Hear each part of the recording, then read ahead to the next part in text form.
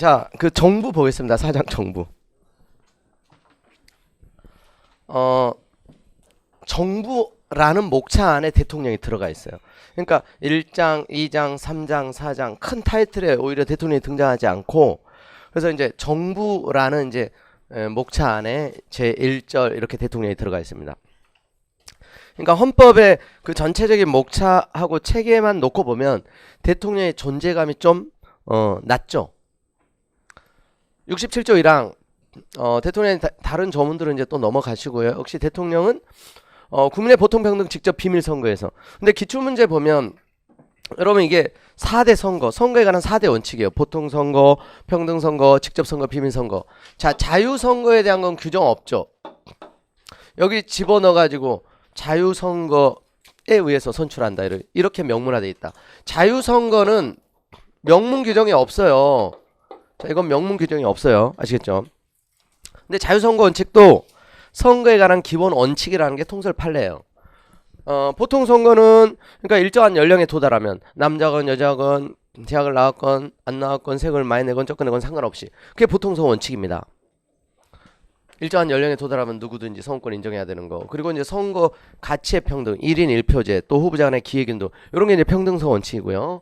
그 다음에 직접 선거는 선거인단을 통한 간접 선거가 아니라 우리가 직접 대통령 후보자, 대통령이 될 사람을 찍는 거. 그리고 비밀선거, 누구에게 투표할 건지 공개하지 않는. 그리고 비밀선거의 반대가 공개선거예요, 공개선거. 그리고 투표를 할 건지 말 건지. 이게 이제 자유선거에 관한 거예요. 이게 반대가 강제선거고.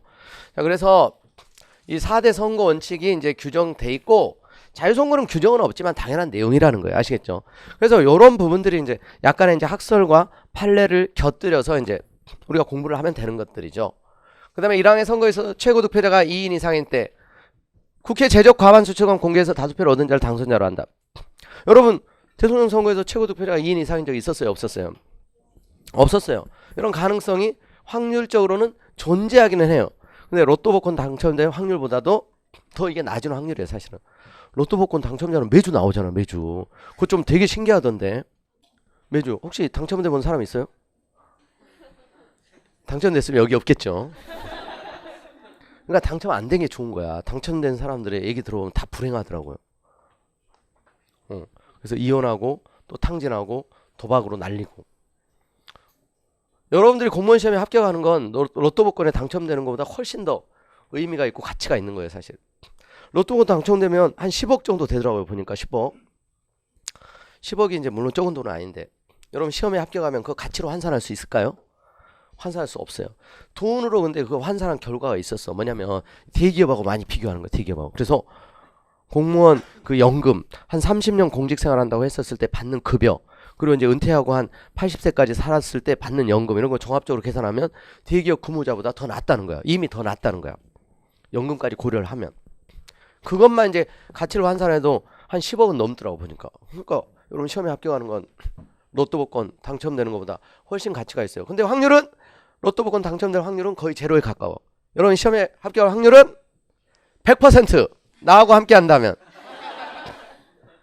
그건 믿어요, 여러분? 여러분들 믿어야 그렇게 되는데.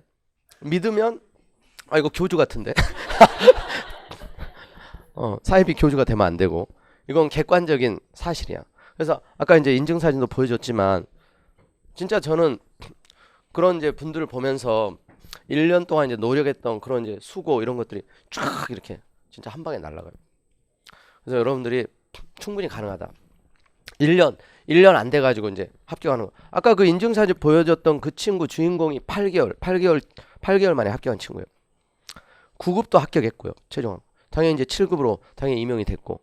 그러니까 8개월, 9개월, 10개월, 11개월, 12개월 우리 7급 반에서 그렇게 합격한 사람들 굉장히 많아요. 매년 나와. 매년. 그러니까 이제 평균적으로는 그러니까 7급 전체 합격자의 평균적인 수험 기간을 보면 사실 1년 다 넘어요. 평균적으로. 그러니까 1년 안에 합격하는 것은 굉장히 이제 대단한 거예요. 굉장히 대단한 거고 여러분들도 근데 그런 목표를 가지고 하셔야 된다. 이거 목표를 가지고. 목표는 높게 잡고. 그래서 조금 한두 달 늦어지는 거야. 뭐 그 정도 기다릴 수 있잖아. 우리 100세 시대를 보장받는 한 방에 해결하는 건데 그 정도 못 참으면 되겠어요? 충분한 이제 그런 가치가 있고 열심히 하면 이런 조문 하나하나 읽고 체크하고 확인학습하고 여기서부터 시작되는 거예요. 그러니까 합격으로 나아가는 이제 한 걸음 한 걸음이에요. 이거 근데 기출문제로 엄청 많이 나왔어요. 왜냐하면 이게 현실적인 가능성은 없는데 시험에는 내기 좋거든요. 이런 게 출제자들 입장에서. 어떻게 바꾸느냐 이거. 국회 제적 과반수가 출석한 공개회에서 다수표 이렇게 돼 있죠. 이걸 여러분 괄호 치면 헷갈려요. 다수표 이걸 국회 제적 과반수의 출석 과반수 이렇게 바꿔서 내요. 출석 과반수가 아니에요. 다수표의 의미가 말 그대로 다수표야. 왜 출석 과반수와 같은 의미가 아니냐? 여러분 이론적으로는 최고 득표자가 2명만 생각하면 안 돼. 3명일 수도 있고 4명일 수도 있어요. 이론적으로는. 그 중에 다수 득표자야. 그러니까 A, B, C 그 중에 다수 득표자. 과반수를 얘기하는 게 아니야 이게. 아시겠죠? 그러니까 여기에 이제 여러분들이 헷갈리고 현혹되는 거야. 일반 의결 정족수는 제적 과반수의 추석 과반수잖아요. 일반적으로 이제 특별한 규정이 없으면. 근데 이건 제적 과반수의 추석 과반수가 아닙니다. 다수표예요. 다수표. 그리고 3번 대통령 후보자가 1인일 때 이 경우도 현실적으로 가능성 별로 없죠. 서로 하겠다고 난리잖아요. 지금 최소로 나오는 게 보통 10명 안팎 10명 이상이에요. 대통령 선거에 나오는 사람들 보면 한 명인 경우가 만약에 있다면 그래도 투표한다. 선거권자 총수의 3분의 1 이상 아니면 대통령 당선될 수 없다. 근데 이걸 바꿔서 많이 내요. 선거권자가 아니라 투표자, 유효투표 이런 식으로 투표자 총수.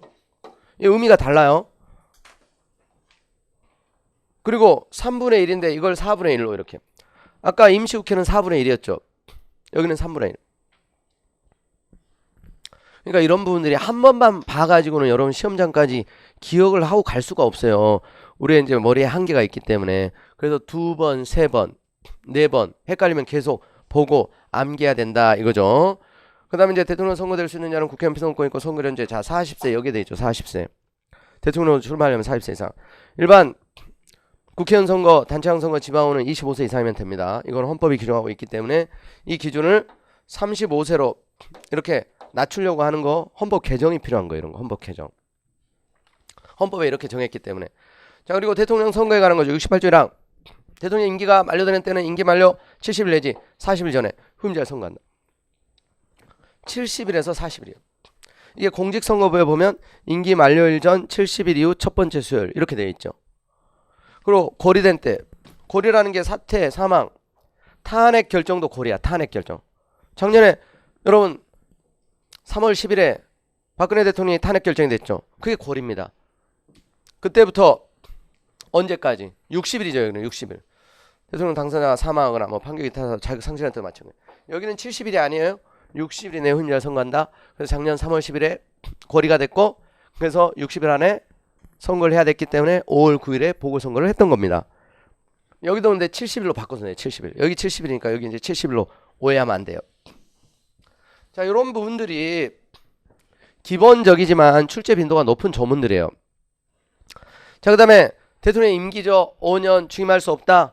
자, 여러분 임기 5년 중임할 수 없다. 이거 학설 대립이 있습니까? 5년설, 4년설 견해 대립이 있을 수 있어요? 중임할 수 없다고 그랬는데 뭐 중임설, 단임설 견해 대립이 있을 수 있어요? 이런 건 논란의 여지가 없는 거예요. 명명백백하게 5년 그리고 한 번만 중임할 수 없다. 이게 한자로는 다시 중자예요. 여러분 이제 그 한자로는 이제 무거울 중이라고도 하죠. 근데 두 번 다시 중. 중원 할 때 우리 판례도 나오죠. 중원 금지. 중원. 두 번 할 수 없다는 얘기예요. 두 번.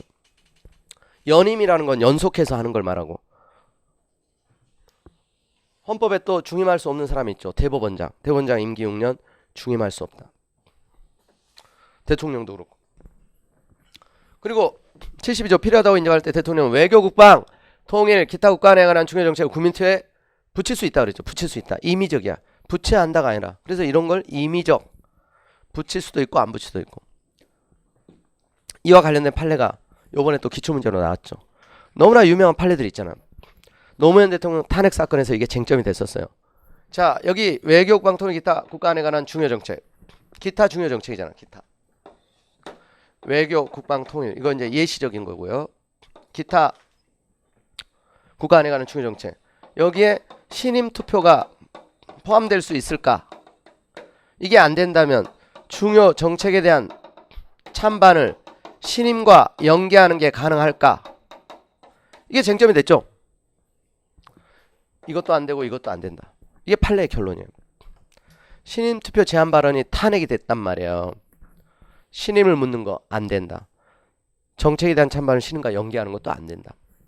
이렇게 헌법상 허용되지 않는 신임 투표 제한 행위 자체만으로 헌법 위반이다.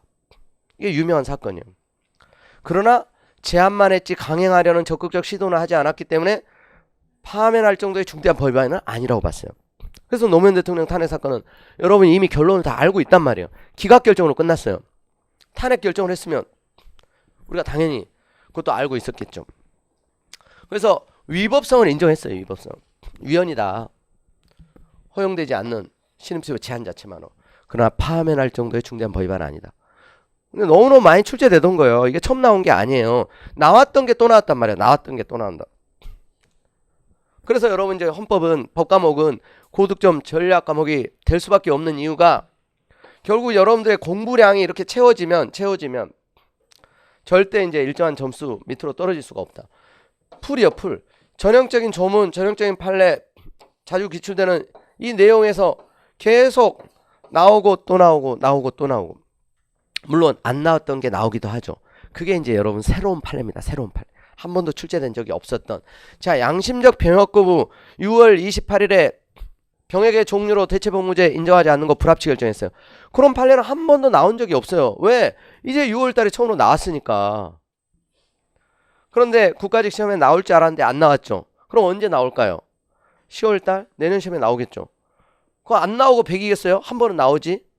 근데 중요한 판례가 너무 많아서 헌법은 20문제밖에 안 되다 보니까 다 물어보고 싶어도 다 낼 수가 없는 거예요. 그러니까 예상 가능하다. 예측 가능하다.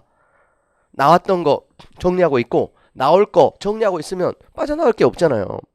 그래서 만점이 가능한 거예요. 법과목은. 한국사처럼 저 구석지 이상한 사료를 꺼내가지고 이건 누가 한 말이냐 이 사람과 관련 없는 거 막 이렇게 안 내요. 헌법은. 다 예측 가능하게 낸다고요. 법이라는 게 예측 가능한 과목이기 때문에 또 법에 규정돼 있냐 안 돼 있냐 판례가 뭐라고 했느냐 그런 이제 전형적인 것들이 나온다. 아시겠죠? 한국사 저 좋아하는데 시험은 싫어해요. 시험은. 자, 그 다음에 국무총리와 국무위원 이제 행정부에서 국무총리는 자 국회의 동의를 얻어 여러분 그리고 헌법의 동의 국회의 동의 이건 다 사전 동의의 의미야. 사전 임명하기 전에 사전에 국회 동의를 얻어 대통령이 임명한다. 행정부의 2인자 너무너무 중요한 자리죠. 그래서 여전히 요즘에도 언론들이 그런 표현을 하대요. 1인지하 만인치상 조선시대 영의정에 비교해서. 그건 되게 잘못된 비유죠. 뭐 이제 행정부만 놓고 보면 이제 그렇게 비유하기도 하지만 지금이 무슨 조선시대 이제 6조 시대가 아니잖아요. 6조. 이병호 형해공 그런 시대가 아니잖아요. 그리고 국무총리보다 더 중요한 국가기관이 얼마나 많은데 국회의원 한 사람 한 사람들이 국민회에서 직접 뽑힌 임기가 보장되는 여러분 국무총리 임기 있어요? 없어요? 없죠. 오늘이라도 대통령이 엇벗으라고 하면 사표 내야 돼요.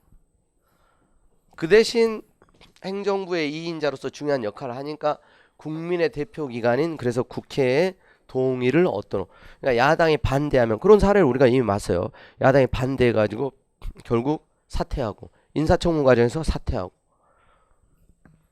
그래서 이제 그런 헌법에서 규정하지 않은 인사청문제도 또 이제 그런 절차 이런 부분들은 이제 국회법 또 인사청문회법에서 규정하고 있습니다. 이제 그런 부분들이 우리가 또 이제 헌법 이외에 봐야 될 이제 부속 법률들이죠. 그다음에 국무회의가 있죠. 국무회의는 자 정부의 권한이죠. 정부의 권한에 속하는 중요한 정책이죠. 자 그리고 심의한다 그랬죠. 의결 그러면 틀려요. 의결 기관이 아니라 그래서 심의기관이에요. 이 심의기관이라는 것 때문에 국무회의 심의 결과에 법적 구속력이 없다. 심의기관 그러니까 심도 깊게 의논하고 논의하는 그런 기능을 한다. 이렇게 이해하시면 돼요. 만약에 의결기관이면 국무회의 심의 결과에 구속이 돼요. 그런데 심의 기관이기 때문에 심의 결과에 대통령이 구속되지 않습니다. 국무회의는 대통령, 국무총리, 자 그리고 15인 이상 30인이냐. 그러니까 헌법에 등장하는 숫자는 다 중요해요. 이것도 기출문제죠. 국무회의 구성원은 최대로 30명까지만 가능하다. 국무위원 숫자는 최대로 30명. 근데 구성원으로 넓히면 대통령, 국무총리로 들어가기 때문에 국무회의 구성원 숫자는 최대로 32명까지. 국무위원은 최대로 30명까지. 이렇게 돼요. 여러분 대통령, 국무총리는 국무위원은 아니에요. 국무회의 구성원이긴 하지만 아시겠죠? 이런 부분들도 간단한 거지만 기출문제예요. 기출문제. 그 다음에 행정각부장이 있죠. 행정각부장은 국무위원 중에서 국무총리 제청으로 대통령이 임명한다. 그래서 자 행정각부장은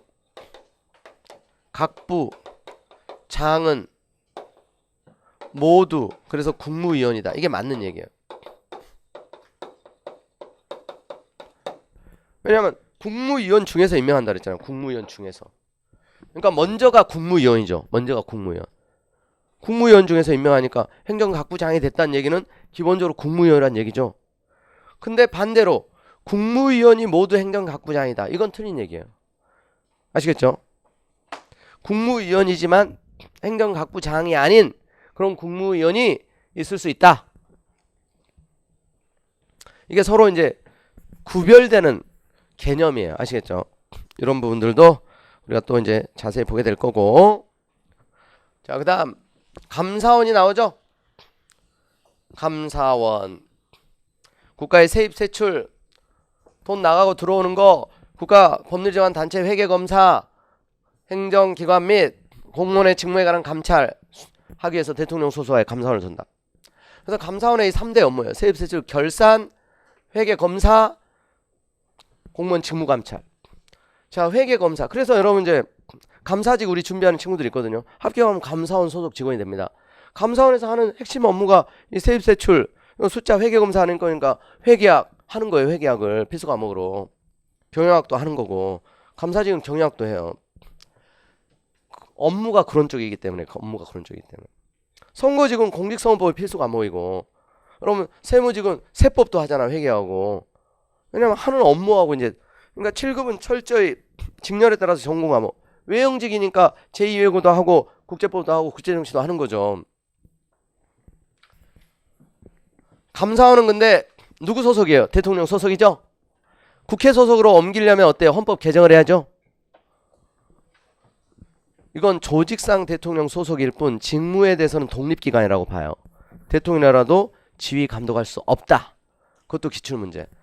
대통령만 지휘 감독할 수 있고 국무총리는 못한다. 그것도 틀린 거예요. 대통령도 못한다. 직무에 대해 지휘 감독하는 건. 조직상 대통령 소속일 뿐이다. 그 다음 감사원은 원장을 포함한 5인 이상 10일 이하 감사위원으로 구성한다. 원장은 국회 동의를 얻어 대통령이 임명하고 그 임기는 4년 1차연하여 중임할 수 있다. 한 번만 더 할 수 있다는 얘기예요. 감사위원은 원장의 제청으로 대통령 임기 4년 역시 1차연하여 중임할 수 있다.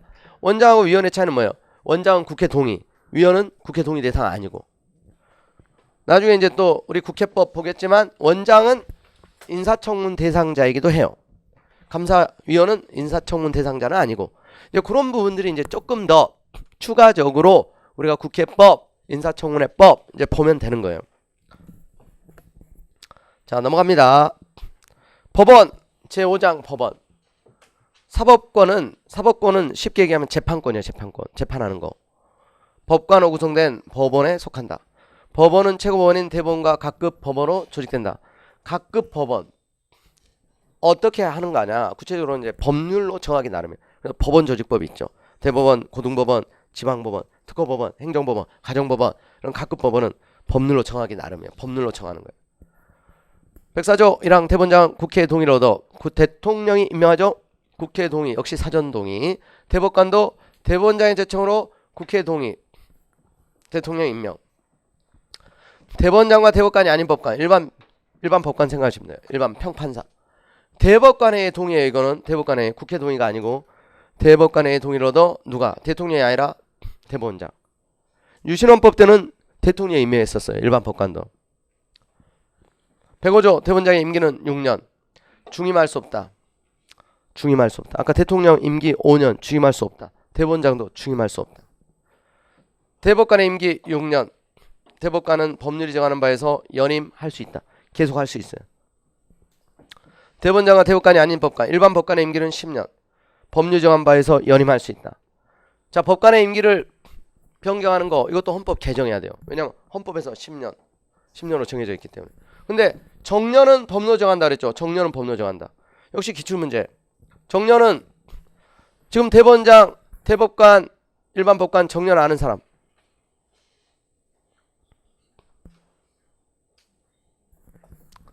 자, 몰라도 돼요. 지금 알면 돼요.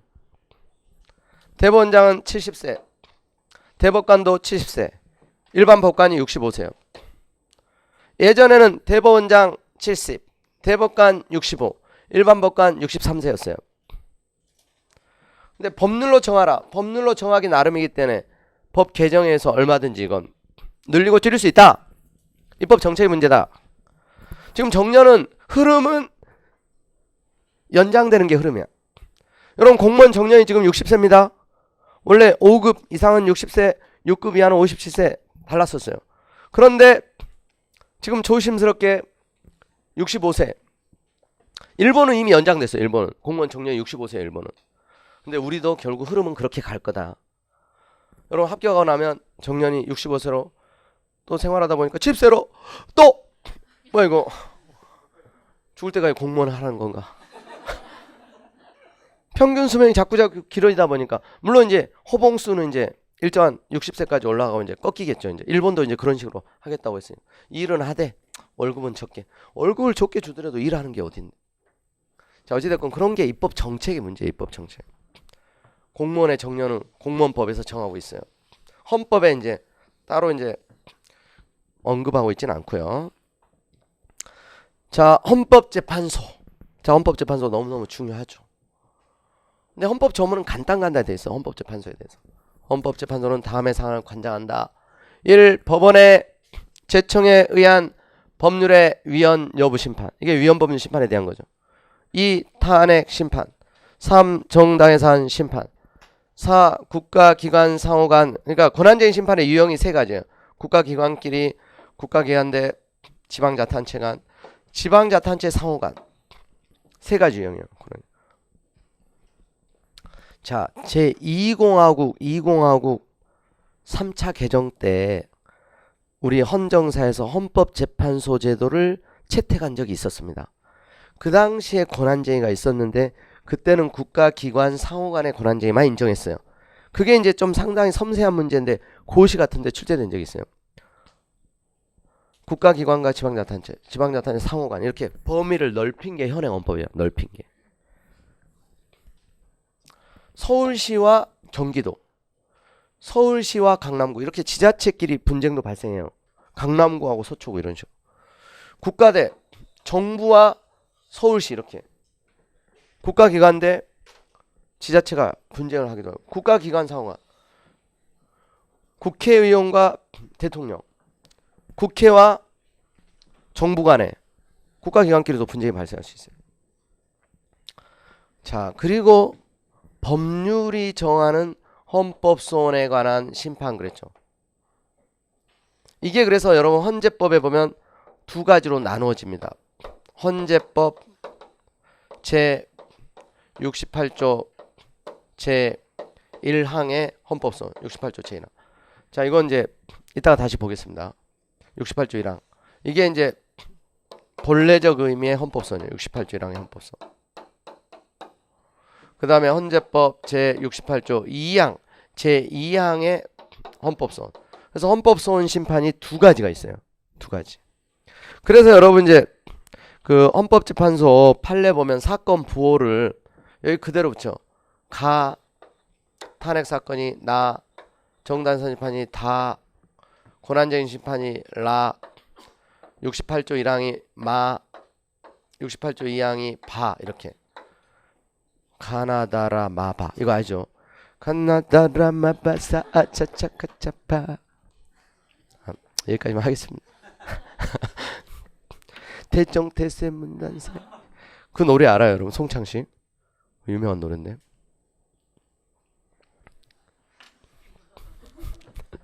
자, 그래서 여기 이제 헌법재판이다 보니까 헌가, 헌나, 헌다, 헌라, 헌마 이렇게 부호가 붙어있어. 헌파. 자, 여러분 노무현 대통령 탄핵 사건 2004 헌나 1 이렇게 돼요. 이 사건 번호를 보면 이제 무슨 사건인지 알 수가 있어요. 그러니까 2004 헌나 1 이거 검색어 이제 여러분 헌법재판소 판례 검색어 딱 집어넣으면 전문을 쫙 볼 수 있어요. 이게 바로 탄핵 사건이고 2004년도에 접수된 탄핵 사건으로 첫 번째 사건이다 이런 의미예요. 그러니까 헌마 사건이 판례 접수 건도 많게 여기가 번호가 막 4자리까지도 가는 경우가 있어요. 제일 많이 활용되는 헌마. 이게 기본권 침해를 다투는. 그러니까 여러분도 제기할 수 있는 거. 자, 여러분 위헌 여부에 대한 누가 제청한다 그랬어요? 지금 법원이 제청을 해요. 법원의 제청해야 한. 탄핵 누가 탄핵 소추합니까? 국회가 소추 의결을 해야 되잖아요. 정당 해산제소 누가 해요? 아까 정부가 한다 그랬죠. 8조상. 권한쟁의는 말 그대로 국가기관, 권한침해를 주장하는 국가기관 지방자탄체예요. 그러니까 이거 개개인이 하는 게 아니에요. 그러니까 남용되고 악용될 가능성이 별로 없어요. 근데 그래서 개개인이 자유롭게 제기할 수 있는 게 68조 1항이에요. 68조 1항. 여러분들이 제기할 수 있는 거예요. 여러분이 직접 내가 공권 행사로 기본권 침해됐다. 그래서 이게 사건 수가 많은 거고, 나중에 우리 헌법재판소법에 보면 시험에도 이제 많이 출제되는데 지정재판부 제도가 있습니다. 지정재판부. 여러분 이제 모든 헌법재판을 다 전원재판부에서 재판하는 게 아니에요.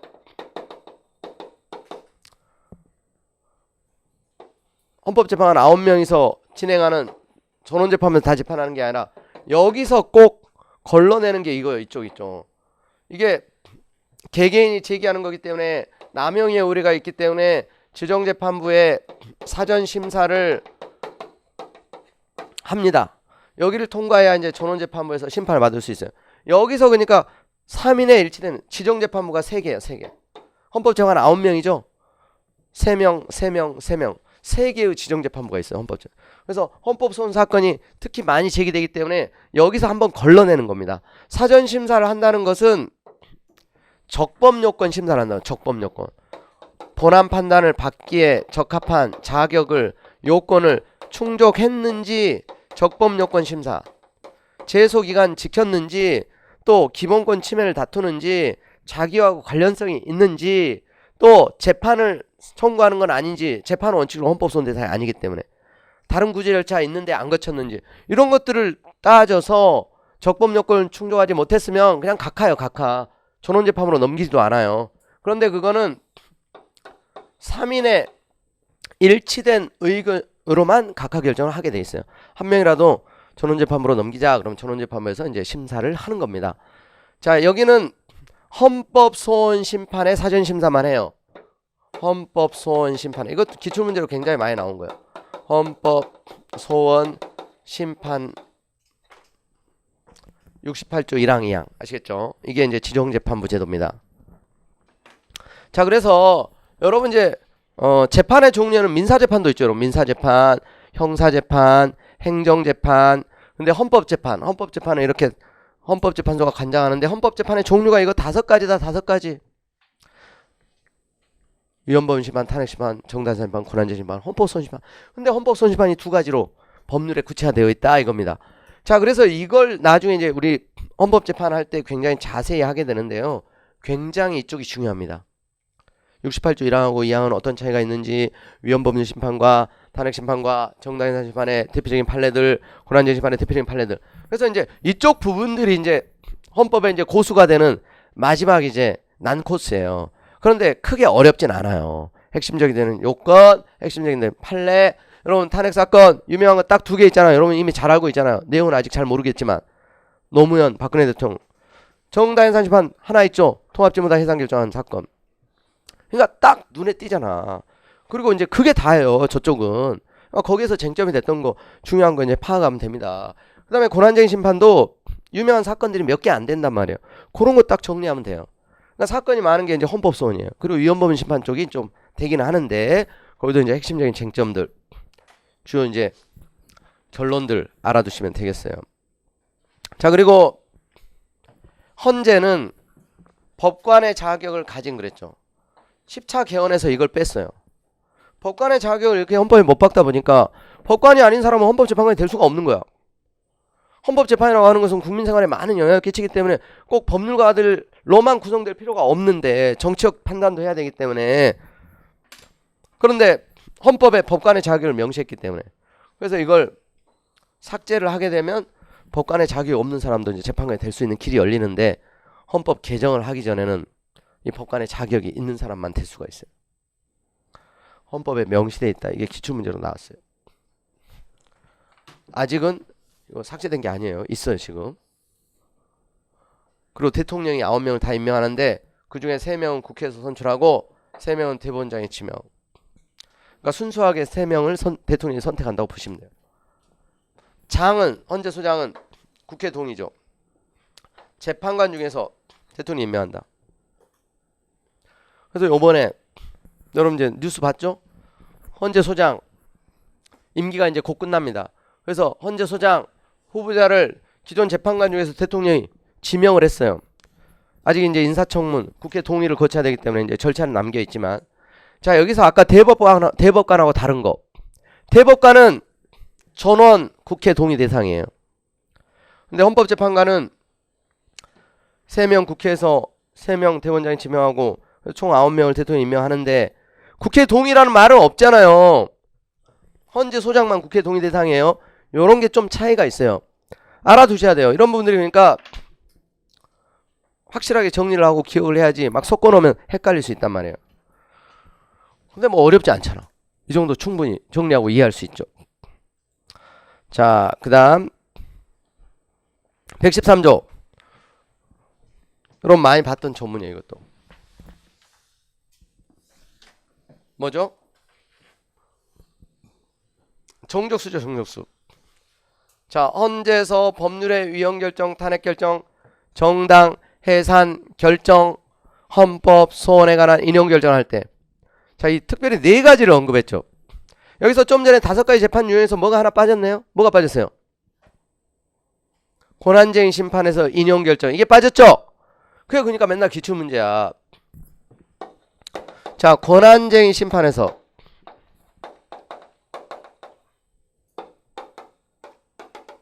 인용 결정, 이거 지금 언급 없죠? 이건 어떻게 되겠어요?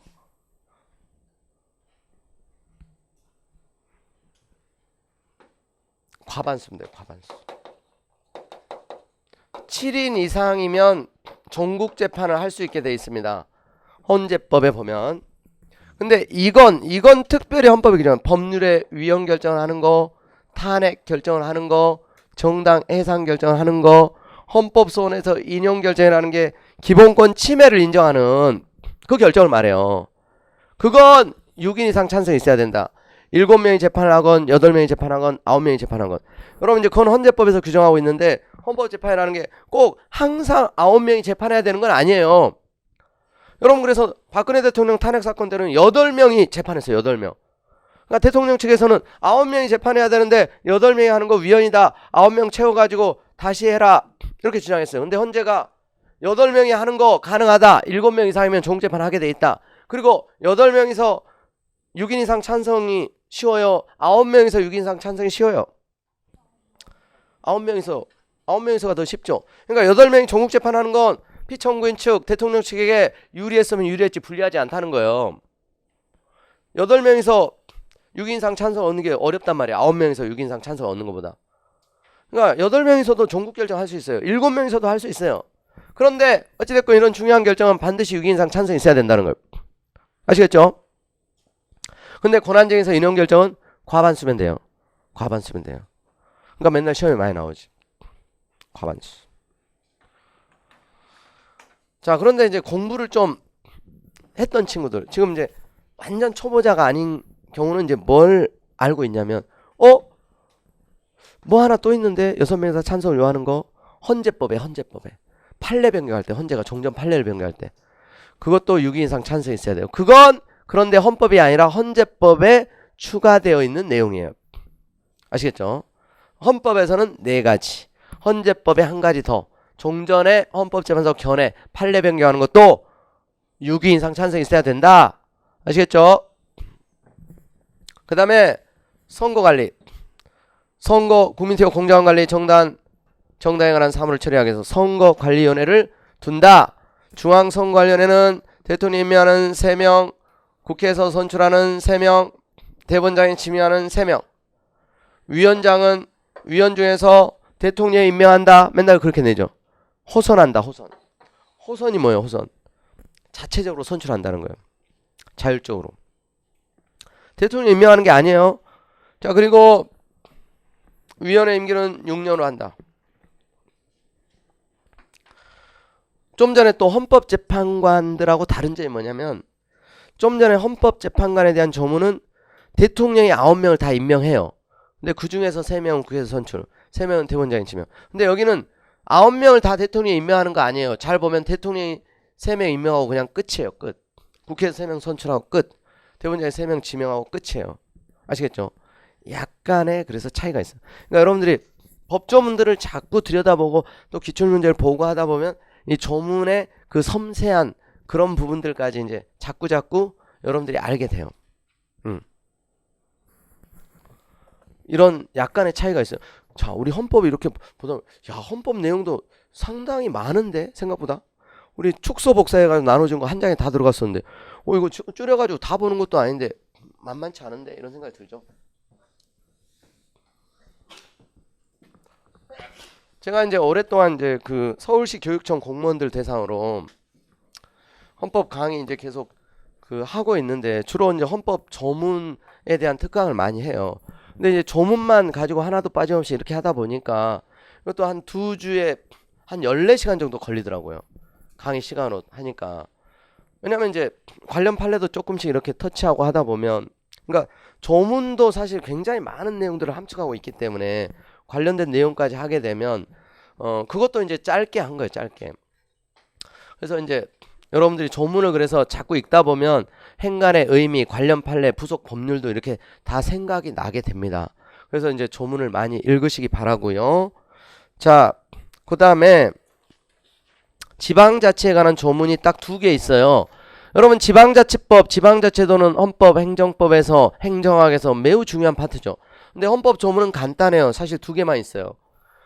지방자치는 주민의 복리에 관한 사무를 처리하고 재산을 관리하며 법령의 범위 내에서 자치에 관한 규정을 제정할 수 있다. 이 자치에 관한 규정, 이 자치법규 제정의 근거인데 이게 바로 조례 제정권, 단체장의 규칙 제정권의 근거예요. 근거. 그다음에 자치단체 종류는 자 법률로 정한다 그랬죠. 그래서 여러분 지방자치법에 보면 어떻게 되죠? 지방자치법 2조에 보면 지방자치 종류는 다음에 2종으로 한다. 2가지 유형, 2가지. 시, 도, 특별자치도, 특별자치시, 광역자치단체. 기초자치단체로서 시, 군, 구 이렇게 돼 있죠. 그러니까 서울 특별시, 인천광역시 이걸 보통 시도 할 때 그 광역시를 얘기하는 거예요. 시도. 그 시도 밑에 시군구. 근데 그 종류는 원래 특별자치시, 특별자치도 이런 게 없었잖아요. 법률로 정하기 나름이기 때문에 지방자치법을 개정하면 앞으로 또 특별자치도, 특별자치시 종류를 더 늘릴 수도 있고 아니면 기존에 없는 특별자치구 막 이런 것도 이제 둘 수도 있어요. 입법사항이에요. 입법사항. 종류를 정하는 거는. 아시겠죠? 그래서 우리가 잘 알고 있는 여러분들이 지금 친한 서울시, 경기도 이제 시도, 광역자치단체요. 17개 지금 광역자치단체가 있어요. 대한민국 안에. 그리고 이제 서울시 안에 25개 자치구가 있잖아. 그게 자치구. 경기도 안에 31개 있어요. 31개. 기초자치단체가. 어떤 건 시, 어떤 건 군 이런 식으로. 성남시나 수원시처럼 엄청나게 큰 시도 있잖아요. 거의 그래서 이제 뭐 성남, 수원은 좀만 더 커지면 지금 독립해달라, 우리도 광역시 만들어달라 이렇게 주장을 벌써 하고 그러죠. 그래서 이제 그런 거 이제 뭐 입법 정책의 문제예요. 이제 법률 개정하면 늘어날 수 있어요. 자, 그다음에 경제에 관한 조문도 있으면 경제. 대한민국의 경제에서는 개인과 기업의 자유와 창의 존중감을 기본한다. 이게 바로 자유시장 경제를 기본으로 한다는 얘기예요. 자유시장 경제. 뭐야 이거? 자유시장. 근데 2항이 있죠. 2항. 그래서 우리 헌법의 경제질서는 사회적 시장 경제질서, 혼합 경제질서라고 하는 거. 이게 원칙인데 1항이 원칙입니다. 근데 2항을 보세요. 국가는 균형 있는 국민적 성장 및 안정, 적정한 소득 분배 유지하고 시장 지배 경제력 남용을 방지하며, 쉽게 하면 갑질을 방지하며 경제충안의 조화를 통한 경제 민주화를 위하여 규제 조정을 하여야 한다. 아니죠. 할 수 있다. 이게 이제 예외적으로 이제 규제 조정이에요. 규제할 수 있다. 그래서 여러 가지 대형 마트 규제하고 이런 거 할 수 있다는 거예요. 둘째 주, 넷째 주 쉬는 거. 그것도 최근에 이제 헌재가 합헌 결정을 했죠. 엊그제 우리 이제 일요일 날 마트 문 연 날이어가지고 제가 시정 보고 그랬단 말이에요. 이런 부분들을 할 수 있다. 규제할 수 있다. 여기에 근거해서 이제 여러 가지 대표적인 여러분 기관, 우리 이제 그 수강생 중에 어떤 친구, 그런 친구 있어요. 자기는 꼭 공정거래위원회를 가고 싶다는 거야. 그래서 재벌 규제하고 싶대 가서. 공정거래위원회를 꼭 가겠다는 거야. 자기가 공정거래위원회. 목표 부처까지 딱 정해가지고 공부를. 그러니까 이 규제 조정하는 대표적인 기관이 공정거래위원회예요. 거기서 담합, 부당한 이제 공동행위, 갑질하는 거, 불공정 거래행위, 부당한 지원행위, 그리고 과징금 100억, 1000억씩 막 부과하고 이런 일들. 이게 다 근거입니다. 근거.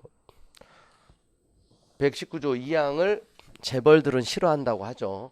119조 2항. 자, 마지막 헌법 개정. 여기서 올해 기출문제. 근데 그동안 기출문제는 수십 개도 넘어요. 사실은. 워낙 많이 출제되니까. 그럼 이 조문을 하나도 빠짐없이 거의 외워야 되겠죠. 128조 헌법 개정은 국회 제적 과반수 또는 대통령. 자, 국민들이 개정안을 발의할 수 없어요. 국민 발안제. 요게 이제 제2차 개정 때부터 6차 때까지 존재하던 적이 있었어요. 유신헌법 때 폐지가 된 겁니다. 유권자 이제 50만 명 이상이면 서명해가지고 국민들이 발의할 수 있었는데 지금은 안 돼요. 대통령 임기 연장, 주임 변경을 위한 헌법 개정, 그 헌법 개정 제한 당시 대통령에서는 효력이 없다. 이번에 이제 문재인 정부에서 개정안을 제출했잖아요. 만약에 통과된다면 대통령 임기 4년 주임제로 이렇게 바뀔 가능성이 많아요. 그 개정된 헌법에 따라서 다음 선거에 문재인 대통령이 나갈 수가 없다. 그래서 이제 다 자기를 위한 개헌을 했기 때문에 그 개정 제한 당시 대통령에 대해서는 효력이 없다 이거예요. 대통령 임기 연장, 중임 변경을 위한 헌법 개정도 가능해요. 이게 개정 금지 규정이 아니에요. 개정은 할 수 있지만 개정 제한 당시 대통령에 대해서 효력이 없다 이거예요. 그 다음 129조 제한된 헌법 개정하는 대통령이 20일 이상. 자, 이걸 요번에 국회의장 이렇게 해가지고 내죠. 국회의장이 요번에 이제 정답 지문 이게 이런 거 여러분 절대 안 틀릴 것 같잖아요. 근데 안 보면 이런 것도 헷갈린다. 안 보면 기본적인 거고 당연히 대부분 이제 맞추는 거지만 여러분, 그래서 헌법이 어려운 문제도 한두 문제 있지만 대부분은 예상 가능하고 이미 출제됐고 전형적인 문제예요. 그러니까 보통 요즘에 이제 시간이 굉장히 중요해요. 시간이. 국어도 지문이 길고 또 경제도 계산 문제가 있고 과목마다 출제자들은 수험생들을 배려하지 않아요. 자기 과목만 신경 쓰고 막 낸단 말이에요. 그러다 보니까 다 시간이 빠듯해. 어디서 여러분 시간을 버려야 되겠어? 어디서? 헌법에서 시간을 버려야죠. 헌법. 그러니까 공부가 많이 돼 있으면 쫙 직관적으로 보는 순간 탁탁탁탁 답이 나온다. 그래서 이번에도 10분도 안 걸렸대요. 어떤 친구 10분도 안 걸렸어. 근데 하나 틀렸어. 근데 10분이 안 걸려서 그렇게 빨리 풀었는데 하나 틀린 것도 이제 아쉬워하고 그럼 엄청 잘했죠. 그거는 공부가 엄청 돼 있다는 거. 엄청. 내가 이제 그 친구가 어떻게 공부했는지 알잖아. 컬이 충실하게 따라오고 문제도 열심히 풀고 자료 나눠진 거 최소, 그리고 학원에서 실시하는 모의고사 보고 항상 상위권을 꾸준하게 유지했어요. 빛의 속도로 진짜 문제를 풀었어. 그러니까 다른 과목에도 그게 좋은 영향을 끼치는 거예요. 확실하게 잘하는 과목이 있으면 그것 때문에 다른 과목도 플러스 알파의 효과가 있단 말이에요. 헌법 잘 맞는 게 그거 끝나는 게 아니라니까요. 다른 과목도 같이 잘해야 되잖아. 시간이 그러니까 굉장히 중요해요. 시간이. 근데 자신감 있게 확실하게 우위에 있으면 거기서 세이브되는 시간이 다른 과목을 한두 개 더 맞추는 효과가 있어요. 올해는 그러니까 시간에 실패한 친구들이 되게 많아서 실력이 있는데 경제 계산 문제 많지, 회계도 계산 문제 많지, 국어는 지문이 길어졌지.